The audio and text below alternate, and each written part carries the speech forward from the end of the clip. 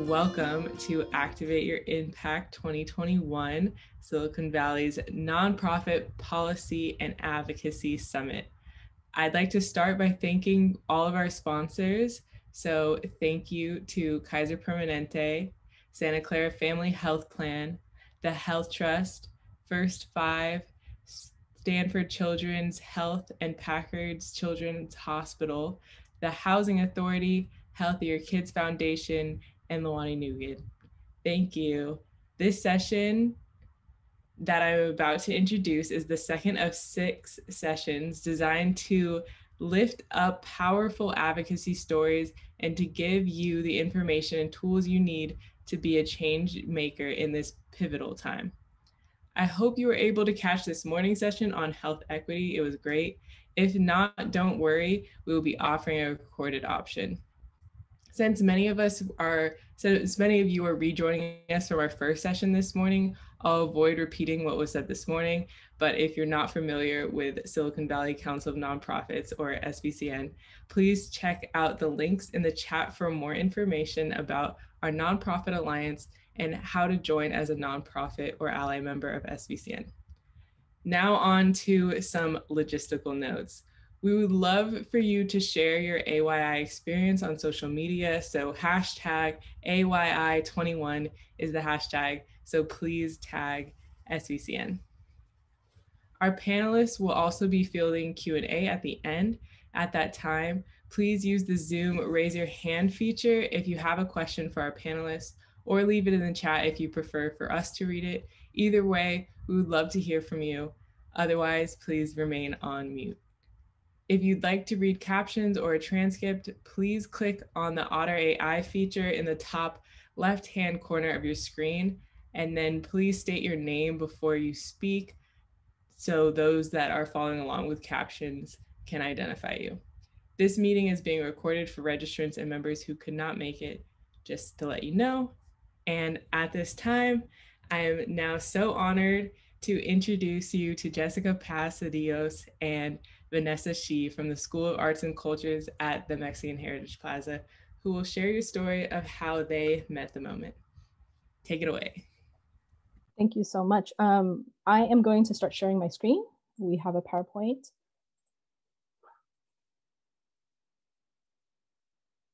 All right. Just want to confirm that everyone can see it. Can you see it, Jess?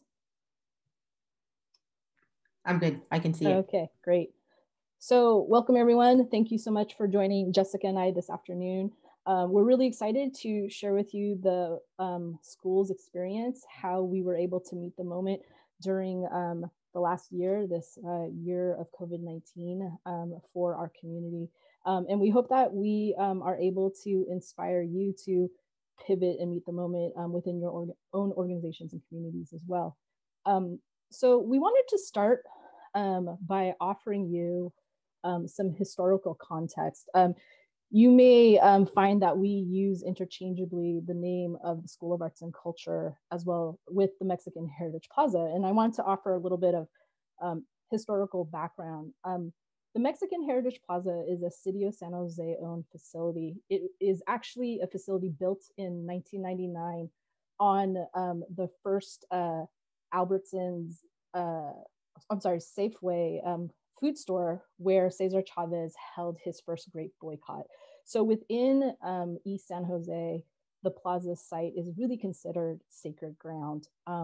The School of Arts and Culture is a nonprofit 501c3 organization founded in 2011. And we were founded with the intent to be able to program and activate the Mexican Heritage Plaza, which we've done since July 2011. The city contracts with the School of Arts and Culture to operate and maintain the plaza and to be able to offer a number of cultural and arts engagement opportunities to the community. And as you will see, also be able to really leverage the facility in order to meet community needs. Awesome. So the School of Arts and Culture in 2011, when we were founded and we were given the opportunity to become the permanent operators of La Plaza, we didn't have a vision, mission, or values, right? We were a startup organization, and the city of San Jose had charged us with the activation of La Plaza. And so in 2018, right, we had an opportunity after programming La Plaza, having our ears to the ground, to really come together and talk about what is our vision, what is our mission, and what is our values. And we're spending a little bit of time here because as we talk about the pivot, right, the question that we get is, did the mission change? And the mission did not change. And we believe that a really good vision, mission, and values, that it is adaptable, right? And so for the School of Arts and Culture, our vision is we envision a world where creativity inspires compassion and vibrant communities. And our mission is to catalyze creativity and empower community. And the 5 core values that we landed on, right? It's creativity, heritage, inclusion, place, and service. And so you will see how all of this comes alive with prior programming, including the pivot that we underwent during this past year. Next. So, when you think about the School of Arts and Culture and the Plaza, we ask ourselves, who are we in service to? And I think that the organization is really in a unique position of being a bridge between 2 communities. And that is the arts and cultural sector on one hand, or as we call it, the creative sector, because the School of Arts and Culture is at its heart an arts and cultural organization. We serve our local artists and artists of color. We have a leadership program, the Multicultural Arts Leadership Institute, which serves multicultural artists and leaders throughout the Bay Area. We also activate the Plaza and program the Plaza with a number of multicultural partners. And through our work with, of the California Arts Council's pilot project, the Administrators of Color Fellowship, we are starting to have a statewide presence as well. We are also lucky enough, like I said, to be located on that sacred ground in East San Jose, so that our other community that we serve is our local community. And this is the Mayfair East San Jose community, which is a primarily Latino and immigrant community. And through our pivot, we've actually been making a lot of inroads into meeting the needs and starting to connect with our local Vietnamese community as well. So when you start to look at this intersection of where the School of Arts and Culture is, we are, that intersection does allow for us to be a community-based hub, even as we are at the center serving both these communities. Jess? Thanks, V. If you can click twice, there you go.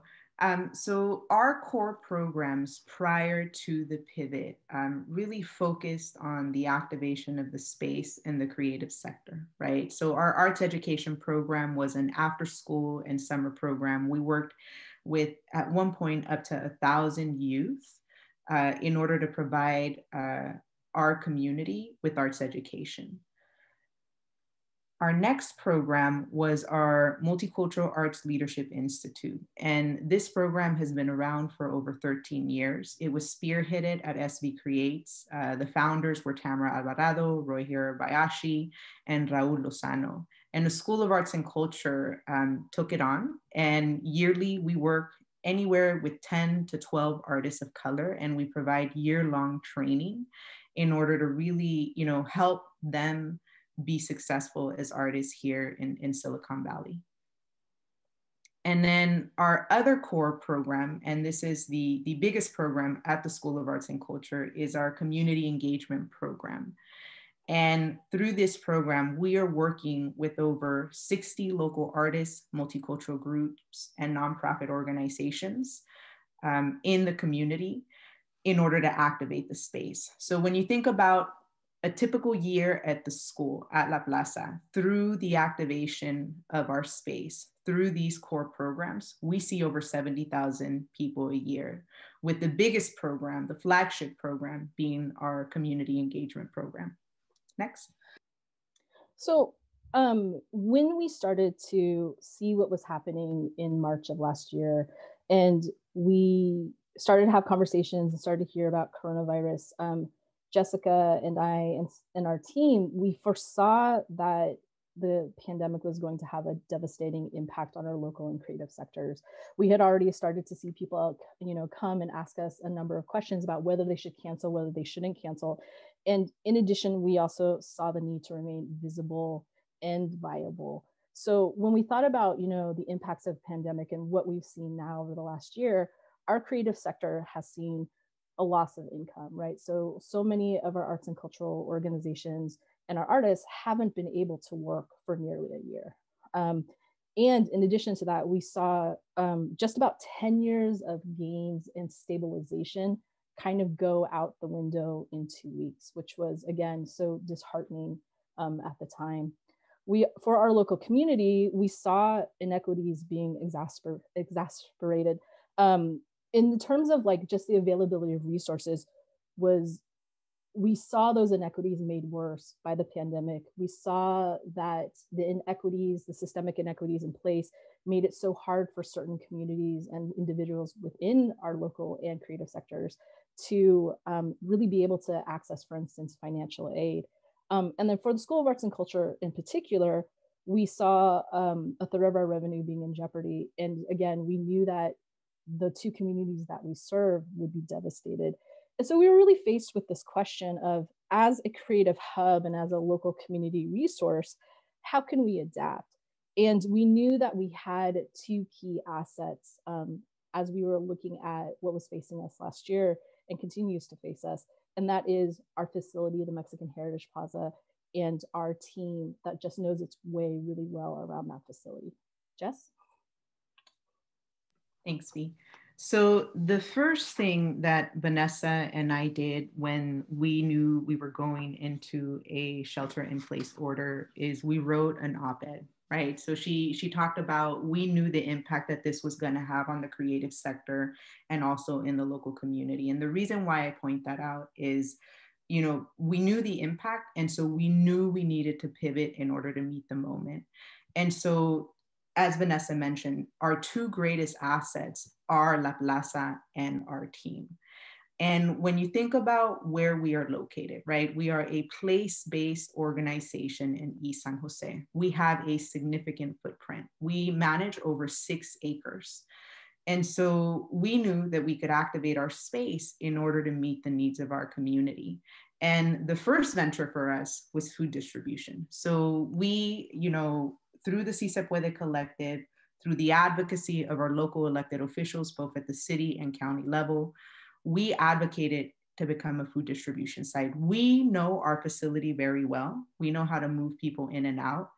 And we were able to demonstrate that we could activate our parking spaces, that we could activate our networks in order to get volunteers to help with food distribution. And I think most importantly, we were able to put our event captains to work, right? So when I think about the pandemic and the impact on the creative economy, if we see 70,000 people a year in a typical year, right, we are employing folks in order to help with the management of events, and that went out the door. And so we were very clear that when we pivoted, we wanted to keep our team whole.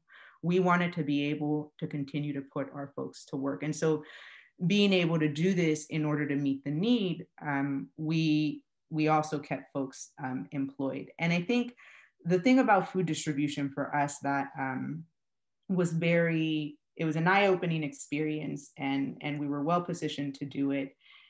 We also started to make inroads in reaching a community that in the past, even though it was adjacent to us, we weren't really tapping, right? And that was the Vietnamese community. So La Plaza is adjacent to senior living apartments, and primarily the residents are of Vietnamese descent, right? And most of these folks use our services, but they're not driving, they're actually walking up, right? And so I think one of the unique things about our food distribution site is we have about 300 people drive to pick up boxes, but we have anywhere from 150 to 200 folks walk up in order to pick up boxes as well at La Plaza. And I think it's a unique site compared to others in the county. Next. Our other pivot was to activate our space in order to become a testing and vaccination site. And we have stories for you. So it wasn't easy, right? When we first approached, the collective, saying, we know we can activate our space, we have the people, we know that this is a need, our community is being disproportionately impacted, and these services should be available to our community. Folks were resistant, right? And the first time we went for the vaccination site, Powell Stadium ended up being the site that was selected, and they had low attendance. It also happened to be during the time where there are a lot of uprisings, or the uprisings were happening, right? Now, fast forward, right, in partnership with Gardner Health Services and the County of Santa Clara, we've been able to demonstrate that, La Plaza being a testing site and being a vaccination site, that it works, right? We have the trust of the community. La Plaza is well known. It is a local gem. And again, because we know our facility in and out, we're putting our team and our event captains to work in order to help with the traffic management. Next. In addition, our pivot included investing in a digital platform. And for our team, right, this was a big lift. So Vanessa likes to joke, it takes about 6 months when you're thinking about change management and moving the team along and convincing them that it's the right thing to do. A lot of our folks, when we started talking about how we're not doing business as usual, right? We have to be adaptable. In order to be visible, in order to be relevant, we're going to have to learn new things. And so we brought the team along, and we were also able to invest in some pretty cool toys. And they've come a long way, right? And so it is a way for us to offer a platform for our creative partners in order for them to produce content, to continue to engage with their audiences, and to grow. In addition, what we were able to demonstrate, and we're doing this in partnership with the county and our core CEP partners, we were able to activate the creative sector in order to develop culturally relevant and competent community messaging as it relates to COVID-19. And through the pivot, right, we're slated to see over 80,000 people a year. Next. So obviously we didn't do this on our own, and key to us being able to accomplish these things for our community is the Si Se Puede Collective. The Si Se Puede Collective is comprised of 5 agencies based in East San Jose Mayfair neighborhood. That's Amigos de Guadalupe, Grail Family Services, Vegilution, Somos Mayfair, and the School of Arts and Culture. And over the last 5 years or so, we've really worked together to answer that question. What if, residents of the Mayfair didn't have a wrong door at any of our organizations to be able to access wraparound services? What kind of collective impact can we have and make a difference in our residents' lives?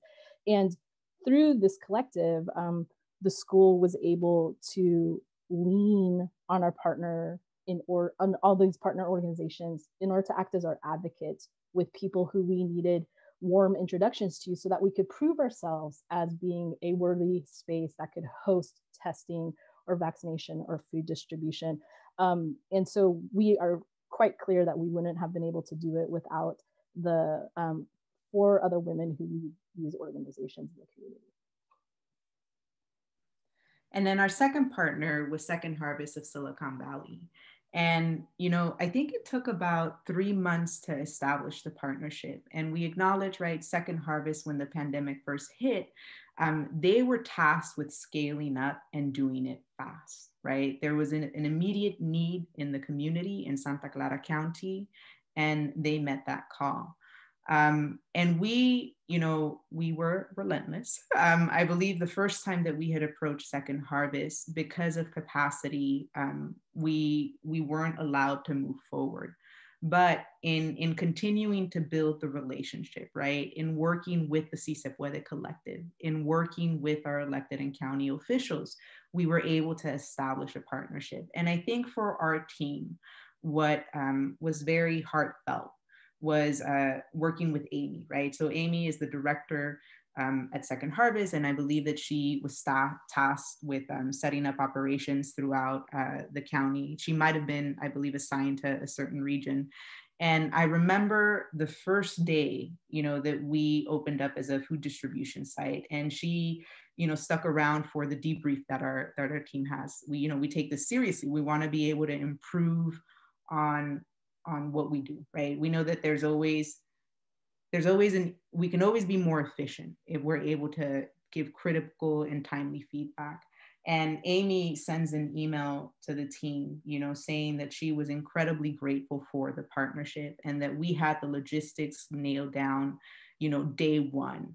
And most importantly, that what our team brought to the table was humility, right? And here at La Plaza, right, this is an organization that is led by 2 women of color, right? So Vanessa and I are both co-leads here at the school.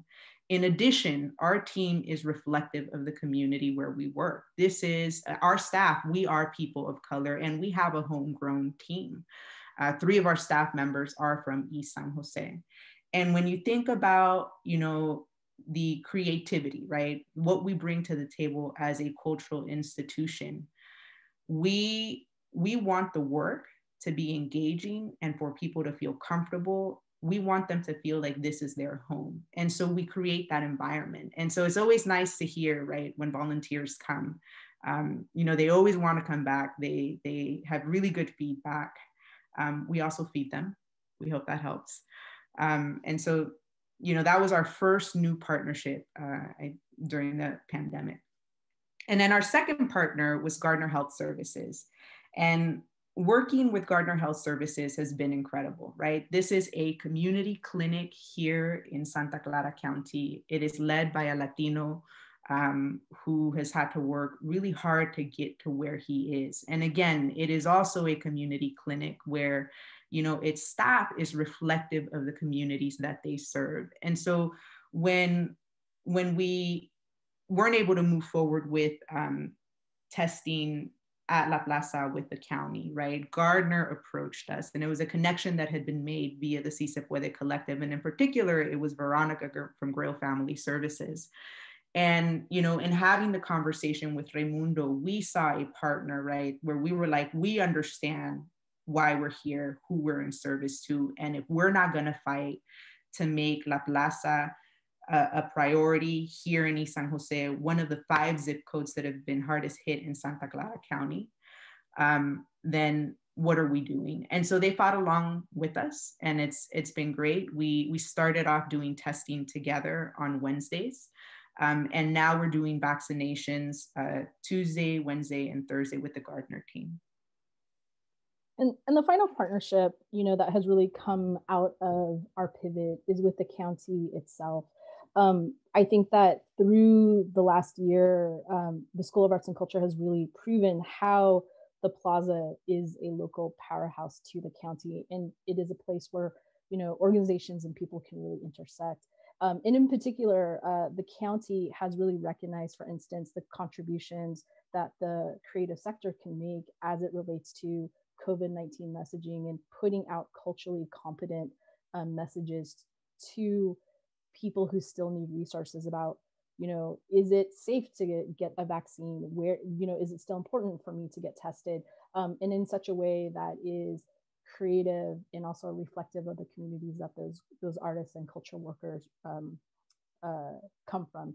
And then, also the county has been instrumental in piloting this promotora or community health worker model through the Si Se Puede Collective. There are a number, almost 30 community health workers that are going door to door within East San Jose, knocking on people's doors, giving them PPE, giving them resources, encouraging them to come out and get tested and vaccinated. And it really is a credit to the county of being able to see, the trust that starts with your neighbor and really leveraging that for community members so that they can get the information that they need from the people who look like them and speak their language as well. So one of the things that we wanted to talk about were some of the challenges that the school and the plaza really encountered. And one of them is perception. And that is, often as an arts and cultural organization, we hear from potential partners or, people in the room that, hey, you're just an arts organization. You guys get to do just the fun stuff. And I think that, one, it discounts the creativity and innovation that, the arts and cultural community can really offer when we're looking at systemic issues and systemic challenges. And for us, our business is trying to find a creative and innovative way to engage to engage partners and engage audiences. And quite frankly, the arts sector has had to learn how to really leverage partnerships in order to get things done. Jess? Awesome. Another challenge that we encountered was the location, right? And I think that this is historical. So when you think about East San Jose and when you think about Mayfair in particular, there is the narrative of Sal Si Puedes. And, that narrative has to do with the fact that Mayfair, a long time ago, lacked the infrastructure and the streets would flood. But from an outsider, right, looking in, when you think about Sal Si Puede, which by the way, it means leave if you can, right? It's the whole point of, it's a low income community. It's a violent community. You're not safe there. If you can, leave. And so for us, when we think about what we're able to offer, right, and the importance, what that narrative discounts and what we have found is actually a strength for the school in La Plaza is the community's expertise, right? So this is a community with a legacy of community organizing, right? Folks have spent years building relationships with each other here.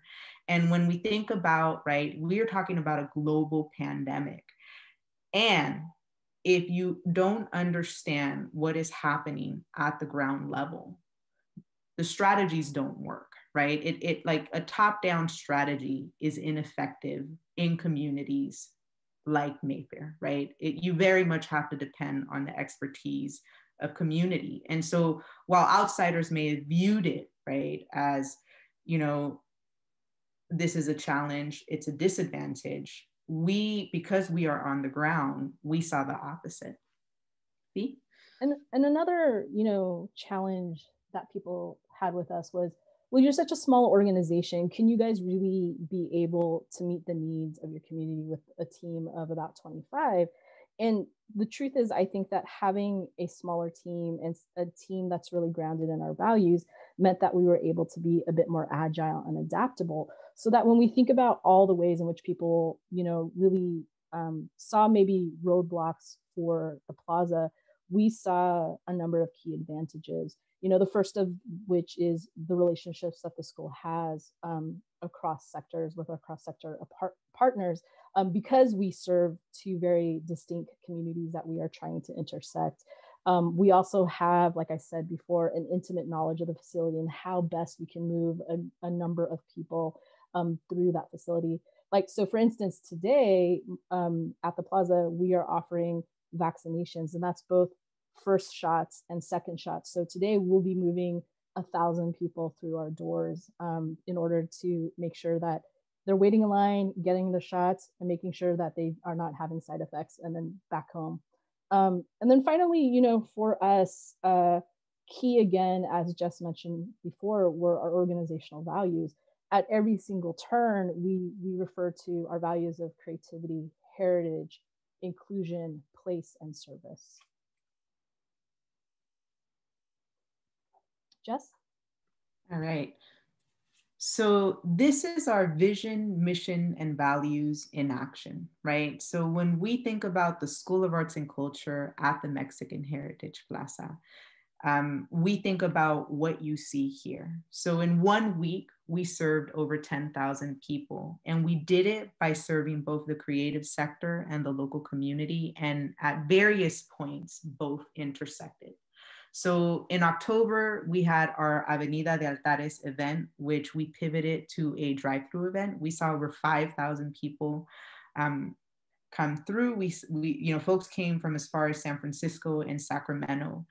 And in addition, right, to them getting to view the altars, they were taking home information on the importance of getting tested, right? They were also given, PPE. And through the Si Se Puede Collective, we also had, policies that we endorsed that were included in the materials, right? And so that's the intersection. We are a cultural, creative institution, and through Avenida de Altares, we were able to plug in so much more. We also do food distribution and testing and vaccination, right? And this is how we are serving the local community as a community hub. And we were also a voting center in East San Jose. And what you see here, this healing ceremony, so we had over 50 folks come to La Plaza. When Biden and Harris won, it was a relief for many of us. And it was a time where we were able to come together and also activate San Jose Taiko to join us in an opportunity, right, to heal and to just continue to build relationships with each other. And so when you think about the School of Arts and Culture, when you think about La Plaza, here it is in action, right? And this is just 1 week. All right, so we're gonna do Q&A now. And I'll bring my video back up.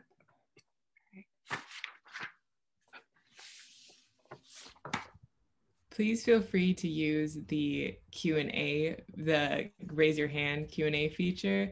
Otherwise, we will go to registrant questions or questions from SVCN, but we'd like to prioritize anyone that has live questions right now.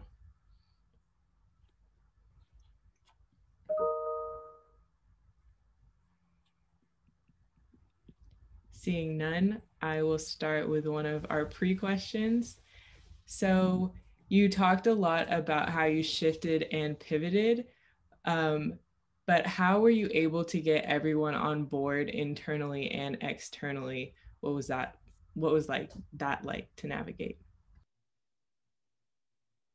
I'll start. I think that, like many staff, organizational staffs and team members, I think we can all kind of relate from the standpoint of our team was just like, okay, but how long is this going to really be? When will things go back to normal? Maybe we can just wait it out till things go back to normal. And so we, Jess and I essentially had to kind of take our team metaphorically by the shoulders and say, hey, listen, it's quite possible that normal is not going to look like how it was beforehand.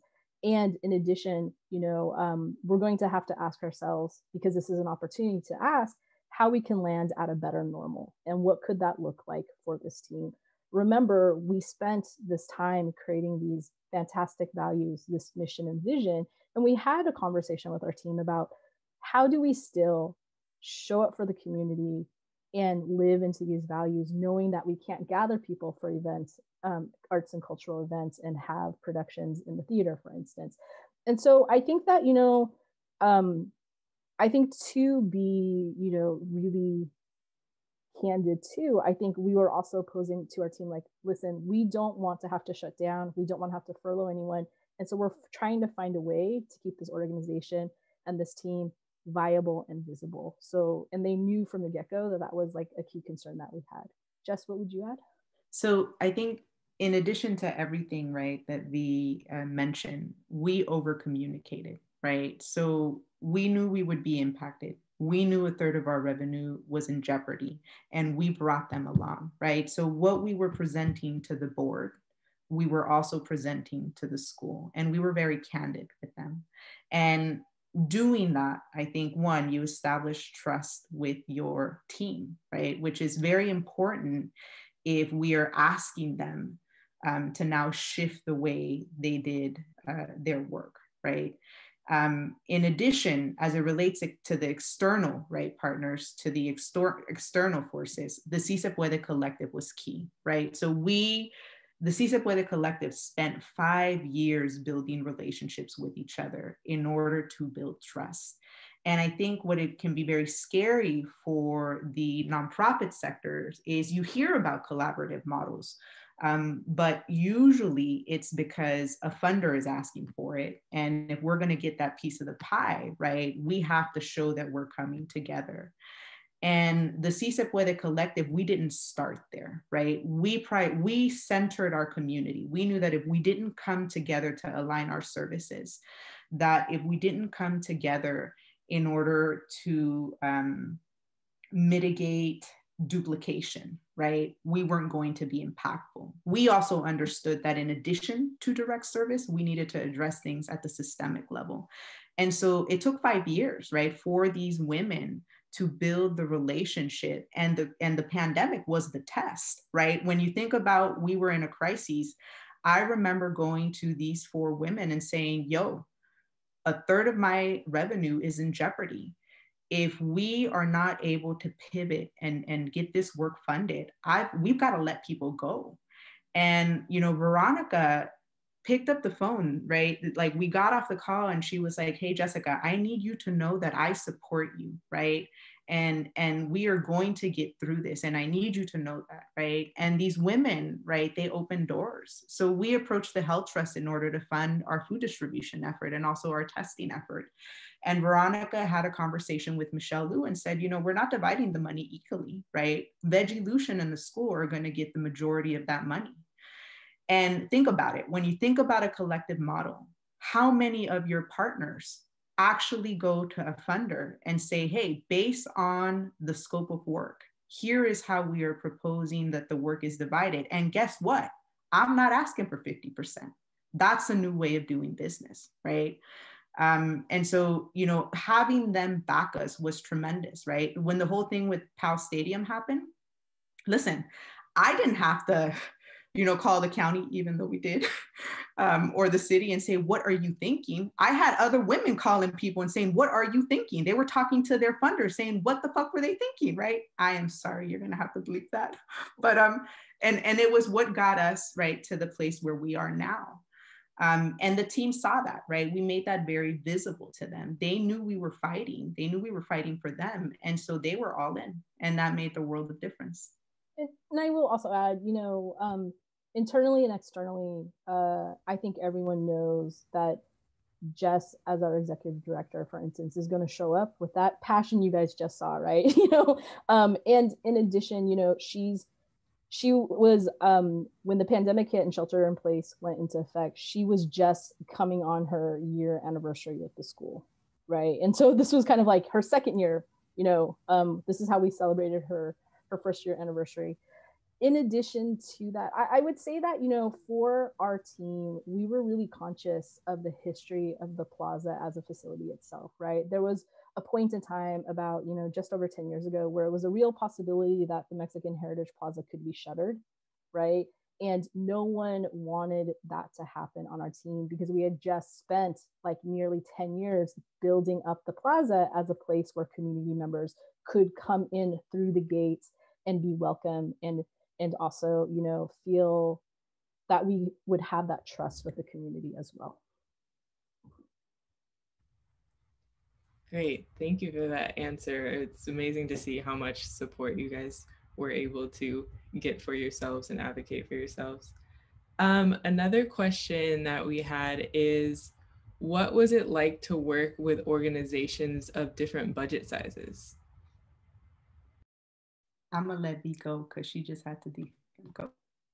I would say that, again, as I mentioned before, our team is relatively nimble and agile because we're a relatively small team.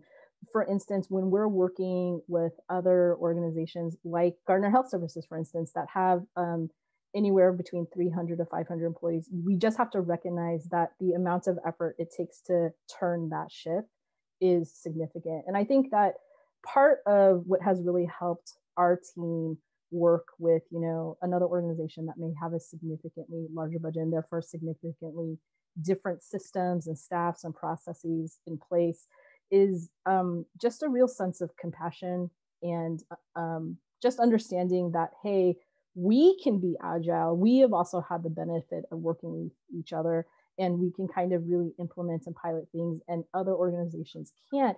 Yet at the same time, we're all still pulling in the same direction, right? So no matter where, how frayed, our partners are because they're being asked to do so many things and being pulled in a number of directions, and everyone's working 7 days a week, it's good to remember that everyone wants to get resources to community members, financial aid to community members, and shots in arms.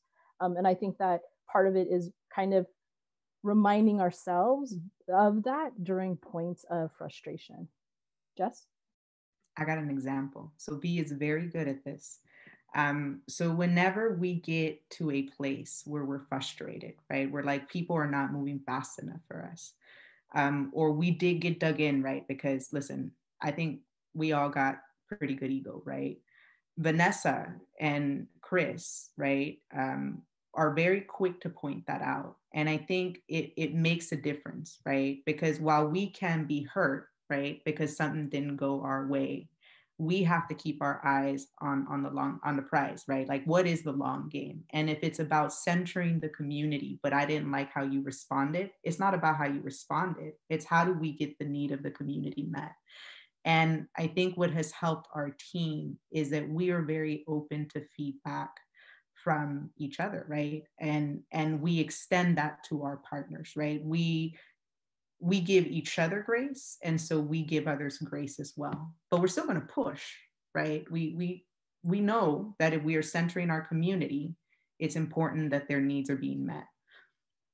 I think that Jess called it earlier in the presentation persistence. We've also called it tenacity, with, and then on the outside of it, maybe a certain level of stupidity mixed with ignorance as well. You know, and that's kind of how we are balancing things sometimes. Great. All right, my next question for you guys was, what advice would you give for individuals and organizations who want to build a coalition of advocates and want to become equitable leaders such as yourselves?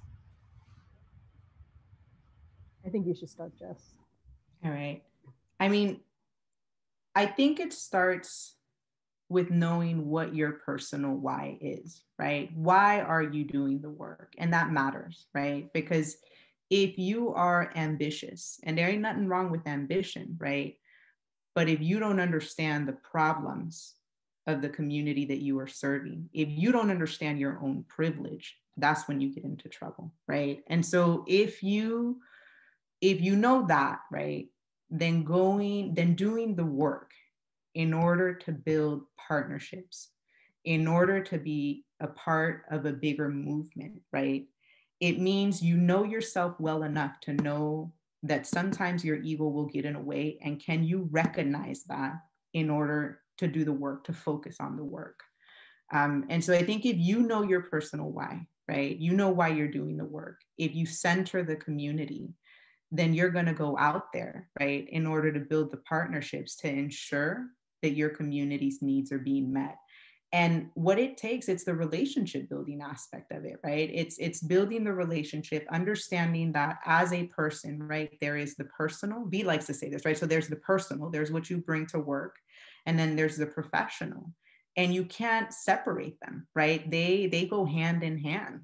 If I'm having a bad day, right? If V's having a bad day, if someone on our team is having a bad day, it's not just about why aren't you getting your work done? What else is happening, right? And I think I went on a tangent, but I'm gonna let V chime in. And I would say, you know, that sort of self-awareness has to extend to at the organizational level, right? From a strategic perspective of where do you want to focus as an organization? Because I believe that, you know, organizations, especially in the social service sector, and the nonprofit sector in general, we get asked to do a lot of things, but we need to ask ourselves, maybe we shouldn't be doing things, right? And maybe we shouldn't try to do it all by ourselves.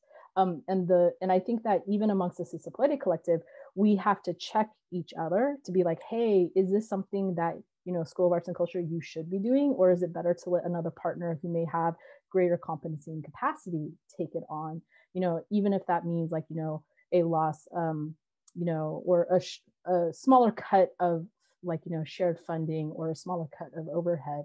And all of that though takes time, right? So Jess and I have mentioned a couple of times that relationship with the CISA Poetic Collective took about 5 years to really build. And in addition, the School of Arts and Culture had a couple of staff transitions at the executive level. Our founding executive director, Tamara Alvarado, left the organization, and our director of education also left the organization, who was front and center in like really spearheading those partnerships. So I think part of it, it's focus, it's humility, and it's also a willingness to have some real difficult conversations with your partners, right? In as an empathetic and compassionate way possible, because it's sometimes hard to hear maybe from an ally, hey, maybe you shouldn't be doing that, or you're doing it wrong, or maybe I can do it better.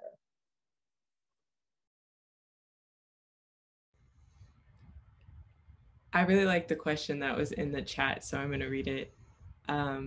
It's incredible what you all have been able to do this year, fueled by mission, by partnership, and probably a little bit of adrenaline. How are you thinking about sustainability and burnout? So when we think about sustainability, right, what comes to mind, and I think it's intertwined with the burnout question, right, is do we have the capacity to do the activities well, right, in order to serve our community? And then you go out and get the resources. And for us, right, when I think about the sustainability part, I'm thinking about how are we getting the resources in order to fund the work and employing people in order to mitigate the burnout, right? If you put a lot on one person, that's just bad, right? But if you have the resources to employ the folks to do the work, you're putting people to work, that's where you want to be.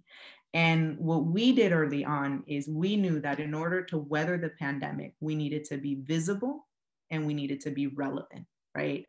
And we out of the gate, right, like the first week of shelter in place, V and I, we had an op-ed in Spotlight. We were on the phone, with the Si Se Puede collective partners, with our elected officials, talking about how do we activate this space. And once the activation happened, people wanted to fund the work, right? They saw it. We had someone come to get a vaccination and then give us a donation, right? They were like, we wanted to come here, right? We had heard about this. We felt welcomed. We enjoyed the experience. Here's money, right? And you can't, it naturally happened, right? And it's because it's a feeling that people get when they come here, right? It's not, they don't feel like, oh, now I gotta serve you. No, it's welcome. This is your casa, right? Come and get vaccinated. You're gonna be listening to banda music, and in a couple of weeks, we're gonna have Latin jazz, right? Because it's how we bring creativity in our cultural sector, right? It's the intersection between the work that we're doing. B? Yeah, all of what Jessa said. And then again, I go back to, there is always going to be a lot of need, right? We talked a little bit previously about those systemic inequities that really surfaced and were, really made worse by the pandemic. And so we know that there's going to continue to be a lot of needs. And the question for us is, and what can we do right now? What can we plan for in the future?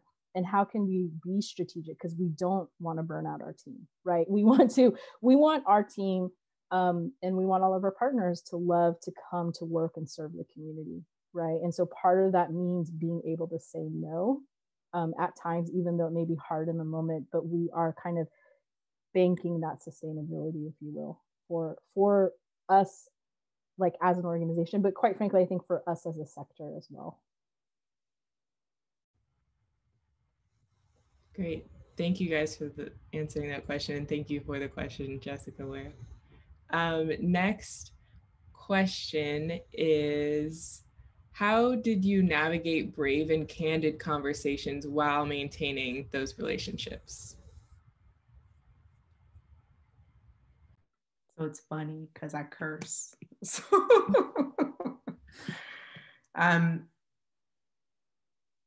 it means being vulnerable, right? So when I think about the collective and the first couple of weeks of the first shelter in place order, prior to the pandemic, correct me if I'm wrong, B, the collective was meeting every other month. And in between there was like a work group meeting, right? So it was spaced out. And what the executive directors decided to do was to hold an hour-long meeting every Friday, right? Whether or not we had business, we had that hour-long meeting where we were able to come together, talk about what we were hearing and how to be able to support each other. And it took vulnerability, right? Like often in a pandemic, people don't reveal how the organization is struggling, right? Or here's the cliff and I see it coming, right? It's it's a challenge and it can be very scary. And sometimes, right, if you're thinking about, cutthroat, it's when someone else is able to take your place to do the work. But within the collective, right, we led with it. We were like, hey, here is where we're at, right? Our programs have stopped. For the school, we just lost a third of our revenue. We have to go and fundraise. And maintaining that sacred space in order to have those conversations, I think, allowed us to be agile and also to advocate for each other, right? I think in addition, we're honest and very candid with each other, right? And I'll let V chime in here, because we're like that with our partners, right? We're not going to sugarcoat things. We're going to be straight with you, right? You're going to see me coming. You're not going to get me from behind, or I'm not going to get you from behind. Yeah, and I think that's the key part, right? So Jess mentioned being vulnerable, but I also think there's a certain level of having to be confident and brave, right? That, hey, at the end of the day, my perspective may differ from yours necessarily. For instance, like, for the School of Arts and Culture, I hold the operations and finance perspective, and oftentimes that means that I have to tell people no, right?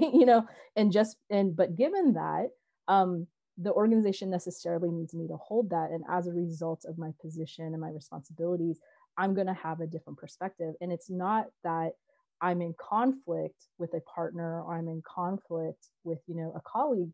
It's that we're all trying through our various functions and roles to get to the best solution. And I think that's the piece that we always remember of, like, okay, ooh, that stung and that felt personal, but what do I need to do to get the outcome that we need for our community, right? Putting that front and center. So that it is, as Jess mentioned previously, not about our egos, but about serving our community. And then sometimes you just have to know when to walk away for a few minutes, right? And say, like, I need a break, and I will come back and revisit this conversation with you, maybe tomorrow, maybe not. And being able to have an outlet to just kind of walk away, regroup, recalibrate, and then come back. Again, knowing that the goal is to find the best solution possible. You don't answer that email. You wait. That's what you do. You walk away. Great advice. Don't answer all your emails. Okay. So I think I'll just end it with, do you have any last inspiration for all of us? Because I feel like I had so many takeaways of just being vulnerable, centering your community, putting your community first, being really bold and advocating for yourself and who you're serving, and pivoting when you need to. But do you guys have any last words before we close this out? I got one, and then I'll let V go. I don't think you don't take no as the first, right? You just don't take no. Like, I mean, how many times did we hear no, V? We were like, that's not the right answer. So we're gonna get to yes, right? So you don't take no. So first, I would say, on behalf of Jess and me, thank you so much for this opportunity to share our story with everyone here. And then, yeah, don't take no. Try to find a yes. And then also, again, maybe it's no right now, but it might be yes tomorrow. Great. Thank you guys so much. Thank you, Jessica and Vanessa.